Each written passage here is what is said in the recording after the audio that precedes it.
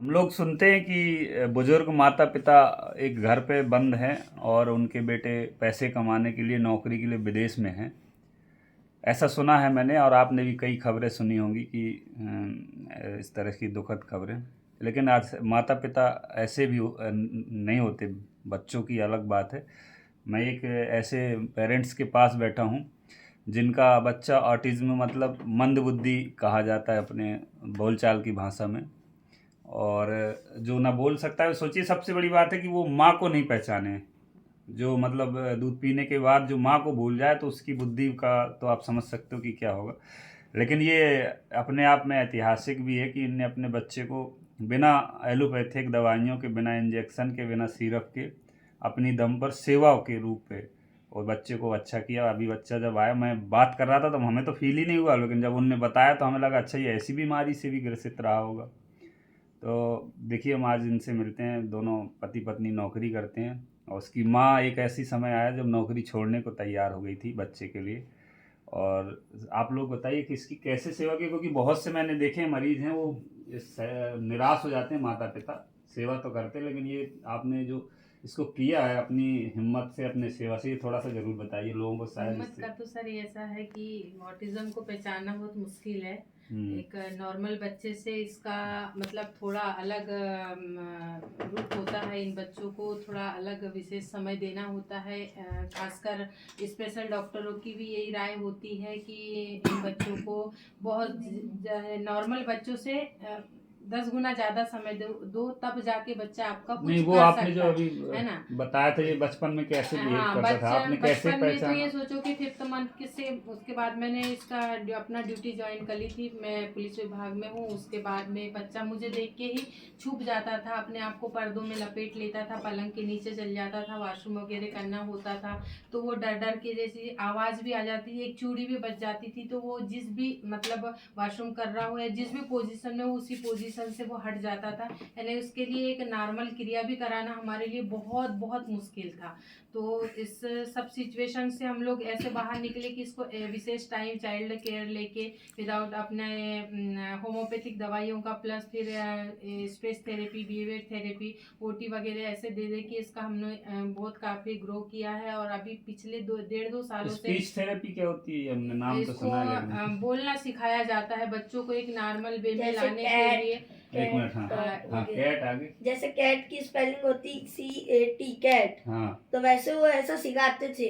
फिर उसका डॉग, हाँ। DOG, मतलब ऐसे बुक रहती थी, उसमें ऐसे लाइन से आपको करते ये थे। याद है जो मम्मा बता रही थी आप ऐसा करते थे? ऐसा याद है। क्या क्या करते थे?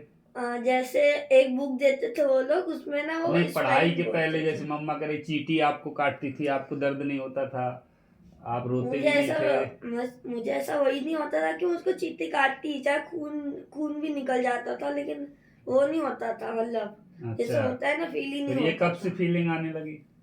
जब मैं 6 साल का हुआ, हम्म। फिर तब एक बार जब मम्मी ने ऐसे की थी, हाँ। तब से आने लगी थी। अच्छा हाँ। अच्छा। हाँ, आप भी इनके आप पिताजी भी इस नौकरी में हैं, तो बड़ी मतलब बड़ी बात है। इसको कैसे आप लोग मैनेज कैसे करते थे? कोई पुलिस की नौकरी बड़ी व्यस्ततम नौकरी होती है, उसमें खुद के लिए समय निकालना बहुत टफ काम है, कुल लेकिन ये मिला के तो बच्चों के हमको लिए। अधिकारियों ने, जिन भी अधिकारियों ने को पता चला कि यानी परेशान तो जरूर होते थे। हम लोग जाते थे बार बार छुट्टियों के लिए, क्योंकि इसका कभी भी स्वास्थ्य खराब हो जाता था। इसको साइलेंट सीजर भी आते थे, इसका EEG भी अब नॉर्मल आया करता था।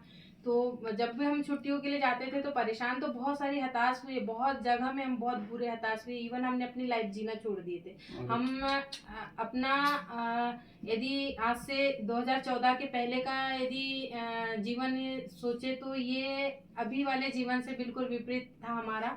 हमने हंसना बोलना, इवन इस बच्चे के लिए नौकरी के साथ साथ, क्योंकि पैसा ही सब कुछ था जिसके लिए इसका ट्रीटमेंट भी बहुत आवश्यक होता था, तो नौकरी भी एकदम नहीं छोड़ पाते थे, क्योंकि घर में भी और किसी को नौकरी होती नहीं है। जमीनों से भी इतना सब कुछ नहीं हो पाता था। स्कूल मिला के इसका अधिकारियों ने भी हमारा बहुत सपोर्ट किया। अधिकारियों ने बहुत सपोर्ट किया। जब जैसे भी कहीं पता जाना चलता होगा था तो मैं उनको कि बोलता था ऑटिज्म सबको का पेशेंट है, तो कि सर उन्होंने ऐसी बात है, बहुत तो अच्छे से हमारा बकायदा मतलब मुझे जाने सहयोग देते किया, थे। जो आज भी मतलब हम लोग इसी के कारण अभी तक नौकरी में भी बने हुए, भविष्य में भी यही आशा है हमारी कि कोई भी अधिकारी जो भी मिले हमें इतना अभी इसको कुल मिला के इसकी खुद की लाइफ जीना योग्य सिखा रहे हैं, क्योंकि माँ बाप का तो कोई भरोसा नहीं होता है कि एज के बाद में सबको जाना ही होता है, लेकिन ये जब तक अपने मतलब इतना अच्छा हो जाए कि वो अपना खुद का अपना कर सके, क्योंकि इस बच्चे को ना तो अपना खुद का लैट्रिन बाथरूम समझता था ना खाना समझता है। आज भी स्कूल से आता है तो वो जो भी उनको सिचुएशन अच्छी लगी वो उसमें ढल जाता है, उसको हमको खिलाना ही होता है, बाकी खाने लग गया है अब खाना।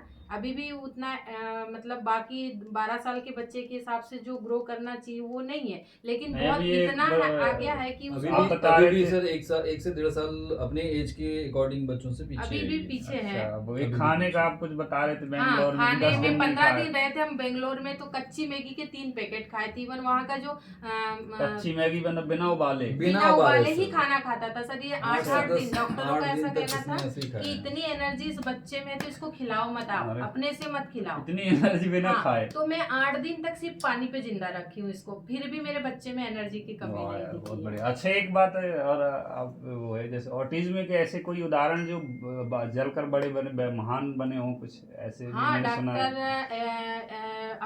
डॉक्टर एपीजे अब्दुल कलाम का तो मैं बहुत 100% श्योर नहीं हूँ, लेकिन अब्राहम लिंकन का मैं बिल्कुल 100% उनकी कहानी मैंने सुना भी है, पढ़ा भी है, क्योंकि उनकी मदर को बोल दिया गया था कि आपका बच्चा पागल है, स्कूल में नहीं पढ़ सकता है, तो उनकी मम्मी ने अपने घर में उसको पढ़ा के आज दुनिया के लिए इतना बड़ा बच्चा दिया था। तो कहीं ना कहीं हमारी मेरा भी शुभकामनाएं हैं, पूरा देश दुआएं करेगा कि आप भी अपने बेटे को अच्छी दिशा दें, बिल्कुल ये सर, भी यही कुछ महान बनेगा। बस सर ये क्योंकि इसकी बुद्धि देख के मुझे लगा, मुझे एक भी फील नहीं हुआ, लेकिन जब इनने बताई इतिहास की ऐसा था तब लगा अरे ऐसे से ऐसा भी होता है, बदलाव हो सकता है। बहुत और कुछ है सर, मेहनत के ऊपर है हाँ, सब बिल्कुल, कुछ। बिल्कुल। टाइम देना पड़ेगा सर टाइम, आपको, हाँ, जैसे ऐसे बच्चों आपको के रिजल्ट लिए पाना है तो आपको, टाइम देना पड़ेगा। क्योंकि इन बच्चों की वही- फितरत होती है, हमने आज इस पोजीशन में भी लाके खड़ा कर दी, यदि 8 दिन भी हम इसको छोड़ दे रहे हैं तो बच्चा बैक हो रिपीट जा हो रहा है, जाता है, रिपीट बैक हो हो जाता है। जाता है। तो इसकी आज भी एक condition है लर्निंग ये एज है, वहां तक आपको जहां तक हो सकता है आपको बिल्कुल बराबरी से मेहनत करना होगा। यदि आप बोल दे कि मैं मेहनत नहीं करूंगा, अदरवाइज किसी और के ऊपर छोड़ दूंगा, तो बच्चा ग्रो नहीं कर पाएगा आपका। सही है।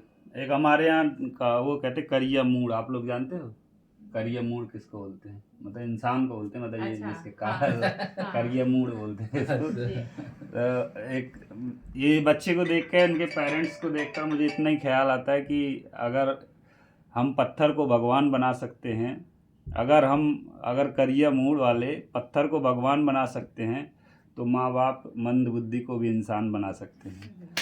ये माँ बाप की शक्ति है, देवी शक्ति होती है इनके अंदर, और बड़ा अच्छा लगा। मैं चाहूँगा कि जिनके ही बच्चे ऐसे हैं तो उनकी सेवा करिए और परिणाम अच्छा मिलता है। आप लोगों को प्रणाम, बहुत अच्छा, आपने बहुत अच्छी Thank you, सेवा sir. की, इनको Thank बहुत you. बढ़िया। वाह यार, आजा, चलो गुड ना, अच्छा लगता है ना। बड़े होके फिर अपने मम्मी पापा की भी सेवा करना, ठीक है? ठीक है। बोलता है सर मैं IPS जाओ, मैं एक बनूंगा, फोटो